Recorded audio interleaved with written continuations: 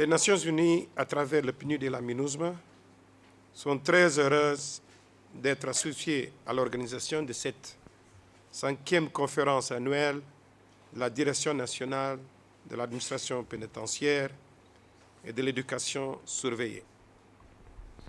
Nous étions déjà présents lors des 4 précédentes rencontres dans le cadre du projet Prison Mandela qui vient de se conclure après 4 ans de mise en œuvre.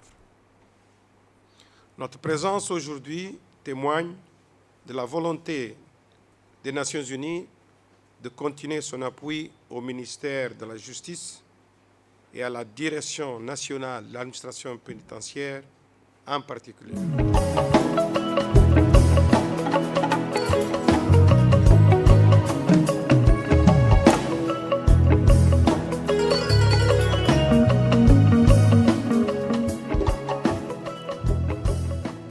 Je voudrais rendre grâce à Dieu, le tout miséricordieux, qui nous a permis de nous retrouver 5 fois de suite dans le cadre de notre conférence annuelle. Je tiens à adresser mes remerciements les plus sincères aux autorités administratives, judiciaires traditionnelles municipales de Ségou pour avoir accepté d'accueillir la 5e édition de la conférence annuelle de l'administration pénitentiaire et de l'éducation surveillée. Monsieur le chef de cabinet, vous faites un grand honneur à l'administration pénitentiaire et de l'éducation surveillée par votre présence à la cérémonie d'ouverture, une présence qui nous réconforte et qui nous encourage grandement. Vous témoignez aussi sans équivoque l'engagement total et entier de votre département aux côtés de l'administration pénitentiaire et de l'éducation surveillée. Monsieur le chef de cabinet, depuis 2016, les fonctionnaires du cadre de la surveillance des services pénitentiaires attendaient certaines primes et indemnités pourtant prévues par la loi portant leur statut. Grâce à la détermination, l'implication personnelle et fondamentalement l'ambition du garde des Sceaux d'améliorer les conditions de travail du personnel de notre département, le décret numéro 2021-07-34 PTRM du 18 octobre 2021 portant allocation de certaines primes et indemnités aux fonctionnaires du cadre de la surveillance des services pénitentiaires et de l'éducation surveillée a été signé. Au nom de l'ensemble des surveillants du Mali, j'exprime au ministre de la Justice notre gratitude et nos sentiments de reconnaissance soutenus. Monsieur le chef de cabinet, de nos jours, le défi majeur de l'administration pénitentiaire et de l'éducation surveillée demeure la surpopulation carcérale de façon générale et particulièrement celle de la maison centrale d'arrêt de Bamako. Cette maison d'arrêt, conçue pour 400 détenus, reçoit à ce jour environ 3000 personnes détenues et 700 condamnés transférés déjà à la nouvelle maison d'arrêt de Kenyoroba. Cette surpopulation est inédite. Elle détériore les conditions de détention, impacte négativement sur l'alimentation, la santé et elle porte un coup au respect des droits de l'homme si cher au ministère de la Justice et des droits de l'homme. En réponse à ce surpeuplement, les efforts de l'État sont à saluer et à reconnaître. Il s'agit notamment de la construction de la nouvelle maison d'arrêt de Bamako à Kenyoroba avec un coût d'environ 11 milliards entièrement financé par le budget national et dont les travaux sont presque achevés. Aussi, 4 décrets de grâce présidentielle ont contribué largement à désengorger momentanément nos centres de détention. L'administration pénitentiaire et l'éducation surveillée a fait plus de 6 opérations de transfèrement qui ont concerné 1000 détenus de la maison centrale d'arrêt de Bamako vers d'autres établissements pénitentiaires. Elle a également organisé des sessions d'ateliers sur la détention provisoire impliquant les acteurs de la justice à Bamako, à Kay, à Ségou et Mopti pour réfléchir et envisager des solutions au dysfonctionnement de l'appareil judiciaire. En dépit de ces actions pertinentes, la surpopulation demeure avec une persistance inquiétante. C'est dans une dynamique de mener une lutte implacable contre cette surpopulation que l'administration pénitentiaire d'éducation surveillée a décidé de retenir pour cette 5e session la thématique ci-après. L'administration pénitentiaire d'éducation surveillée face à la surpopulation carcérale, cas de la maison centrale d'arrêt de Bamako, qui sera présentée par le conseiller technique du ministre de la Justice, l'inspecteur Djakar Diawo Doumbia, ici présent dans la salle. À travers cette thématique, l'administration pénitentiaire d'éducation surveillée exprime son souhait et son ambition sans équivoque d'améliorer les conditions de détention. Monsieur le chef de cabinet, il ne fait nul doute que des progrès notables sont perceptibles au niveau des établissements pénitentiaires. La qualité de vie s'améliore au quotidien pour assurer la dignité humaine des personnes détenues. L'image des maisons d'arrêt a changé positivement. Les établissements pénitentiaires ont été réhabilités et construits.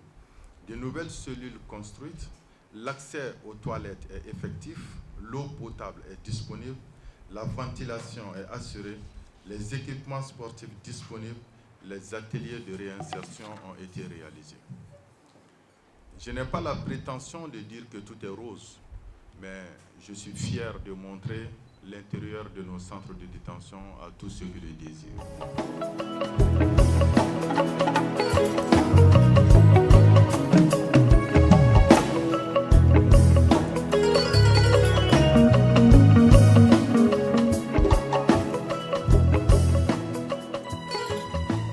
La surpopulation carcérale, qui constitue incontestablement une des plaies de notre système carcéral, s'explique essentiellement par notre système judiciaire caractérisé par la lourdeur, la lenteur et l'inefficacité, entre autres. La recherche de solutions a conduit le département à engager un vaste programme de relecture des textes, notamment le Code pénal et le Code de procédure pénale, afin de raccourcir les délais des procédures et favoriser la célérité dans le traitement des dossiers. La suppression des cours d'assises et l'institution des chambres criminelles au niveau des tribunaux de grande instance constituent des innovations phares sur lesquelles le département compte pour inverser la tendance en faisant en sorte qu'il y ait moins de détenus provisoires par rapport aux détenus condamnés dans les établissements pénitentiaires. En outre, le département a toujours privilégié la démarche pédagogique à l'endroit des personnels judiciaires afin non seulement d'imprimer la nécessaire diligence dans le traitement des dossiers, mais aussi d'accorder une attention particulière à ceux dans lesquels se trouvent des détenus. Aussi, le recours à des techniques de comparution immédiate a été identifié comme un moyen faisant partie des solutions accessibles pouvant avoir un impact réel sur la situation carcérale des détenus. Mesdames, Messieurs, conscient des insuffisances de la maison d'arrêt de Bamako, le gouvernement a entrepris la construction d'une nouvelle maison d'arrêt à Kenyuroba, dont les travaux sont exécutés à la date d'aujourd'hui à hauteur de 96%. D'une capacité d'accueil de plus de 2500 détenus, cette nouvelle infrastructure sera réceptionnée courant le mois de décembre 2021. Elle permettra, j'en suis convaincu, de résoudre la surpopulation carcérale de Bamako et servira de base pour une régulation efficace de l'ensemble de la chaîne de gestion pénitentiaire de notre pays. J'invite donc la Direction nationale de l'administration pénitentiaire et de l'éducation surveillée à engager toute la réflexion nécessaire pour une utilisation optimale de ce nouvel outil qui a coûté à l'État plus de 11 milliards de francs CFA, entièrement financé sur le budget national, offrant toutes les commodités pour le respect des normes et standards internationaux. Mesdames, Messieurs, l'administration pénitentiaire de notre pays a changé positivement de visage. Cela est avant tout dû aux qualités managériales et au leadership de son directeur ici présent.